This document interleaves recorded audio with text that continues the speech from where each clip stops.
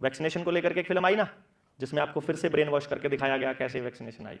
अब आगे आएंगी दूसरे प्रोपेगेंडे जो इनको चलाने हैं, उसके लिए फिल्में आएंगी। अब आपको फिल्में देखना भी सिखाएंगे हम कि फिल्म में वो आपको क्या दिखाना चाह रहे हैं, आपके दिमाग क्या क्या एब्जॉर्ब करेगा। जिसका दिमाग यहां तक है वो इतना कर लेगा, जिसका यहां तक है वो इतना कर लेगा, जिसका जहां खड़ा है वो वहीं से सोचेगा, उतना ही सोचेगा, उससे आगे नहीं सोच सकता। सिंपल फंडा नहीं ना, समझ आ रही है? तो उम्र के जिस दौर में है, जितना तजुर्बा है, जितना पढ़े हो, जितना देखे हो, जितना सुने हो, जितना समझे हो, जितना ब्रॉड व्यू है, जितना नैरो माइंड है, उसके हिसाब से आप उसके विषय में सोचेंगे, ये तय है। और वो उनको पता है किसका कैसा माइंड है, कितने % पॉपुलेशन पे क्या असर होना है, सब पता है। चुनाव के टाइम पर कौन सी फिल्में आनी चाहिए, किस किस तरह का प्रोपेगेंडा चलना चाहिए, उनको सब पता है। ये बात उनको मुसलमानों के बारे में पता थी। सबसे बड़ा खतरा है मुसलमान इजराइल के लिए, सबसे बड़ा खतरा। क्यों? क्योंकि उनके 3 हथियार हैं इस दुनिया को कंट्रोल करने के लिए।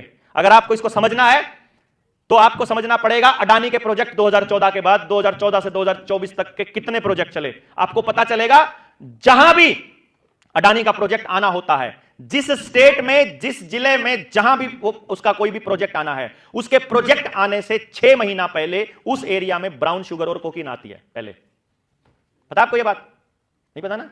इससे स्ट्रक्चर पहले वहां कोकीन आएगी ताकि आपके यूथ को, एक यूथ ऐसा तैयार किया जा सके जिसको किराए पर किसी को भी मारने के लिए हायर किया जा सके।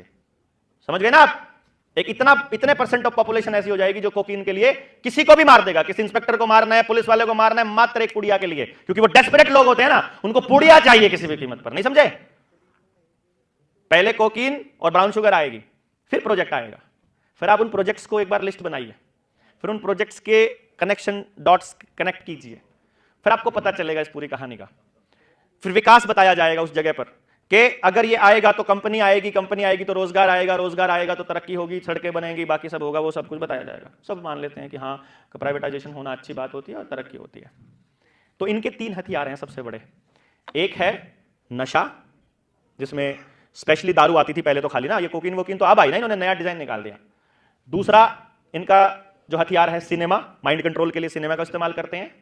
और तीसरा इनका हथियार है, जैसे मैंने आपको बताया, ये इंटरेस्ट पर पैसा देना, बैंकिंग सिस्टम। ये 3 हथियार हैं बड़े इनके, इजराइल के। और मुसलमान स्मार्ट निकले, उन्होंने अपनी कुरान में तीनों को ही हराम बोल दिया। समझ गए? इन्होंने तीनों को हराम बोल दिया। साला तुम्हारा सिनेमा भी नहीं देखेंगे, तुम्हारा नशा भी नहीं लेंगे, दारू भी नहीं पिएंगे, वो भी हराम है हमारे यहां, बाकी सब काम कर लेंगे, बाकी सब चलेगा, ये नहीं करेंगे, तुम्हारे जाल में नहीं फंसेंगे। शरीर में केमिकल डलवाना भी उनके लिए हराम है, पता है ना ये बात? धार्मिक आधार पर बचे रहे ठाठ से, मौज किया उन्होंने फिर ठेका उठा रखा। भैया इतने दिनों से सुपरस्टार, पहला सुपरस्टार दिलीप कुमार, वो कौन था भाई? यूसुफ खान है। इतने दिनों से कौन राज कर रहा है?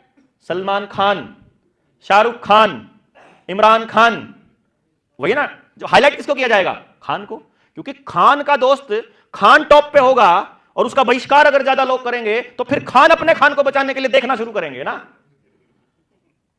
चालू करो इनको, चालू किसी तरह। भाई इसमें गेम खेलेंगे ना, दोनों तरफ का फायदा है कि नहीं है? बताओ आप, दोनों तरफ का फायदा।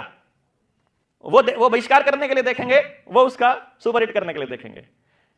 ये मैं क्यों बता रहा हूं?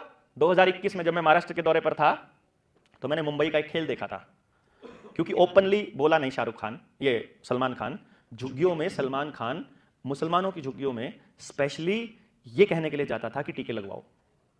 पता आपको? उसकी ड्यूटी लगती थी जिस जगह पर ज्यादा विरोध हो रहा था इसका।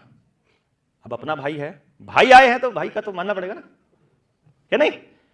जब झारखंड के और छत्तीसगढ़ के, जिस दिन ना द्रौपदी मुर्मू बनी थी ना राष्ट्रपति, मेरी फेसबुक पे जाकर के उस तारीख को देख लो, द्रौपदी मुर्मू डिक्लेयर हुई थी कि ये भाजपा की कैंडिडेट आएगी, और मैंने अपने फेसबुक पर लिखा था अब छत्तीसगढ़ के और झारखंड के आदिवासी तैयार हो जाओ उजड़ने के लिए, क्योंकि तुम्हारी बेटी को बिठा दिया है सबसे टॉप पोजीशन पर।